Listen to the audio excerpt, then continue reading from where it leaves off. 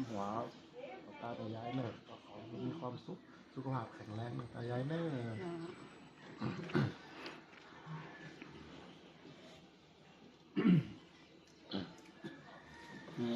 เอวังหุตุอาจารย์ในวันนี้ขอหากเป็นวันดีเป็นวันสลีมังคละอาเสริฐกำเนิดตัววันและยามทั้งหลายวันนี้ปีใหม่เก่าขนมพ้นไปแล้วปีใหม่แก้วขมาจุจอต่อเถิดแก่สู่เจ้าทั้งหลายก็มีมาทุกภูผาราชาโนดเราขอตอกดอกไม้เล่นเตียนมาสุกาละวะสันตัวหิกาที่เป็นพ่อเป็นเมก็มีเมตตาเมื่อนารักมาแล้วก็ขอเมื่อถือเจ้าอยู่ขอมีวิญญาณไปก็ขอ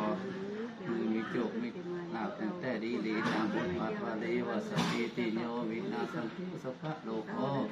วินาสันตุมาเตภวะตนพลาโยสุขีติคาโยโคภวะอภิวาทนาสิริจังพุทธาปัญจนิโย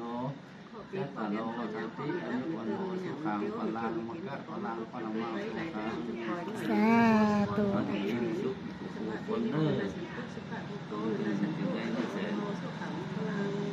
สาธุมีโชคคนเป็นอะไรก็ขอให้มากะคืนปันหนำปันรวยคืนมาได้เงินคิดท้องมาได้ท้อง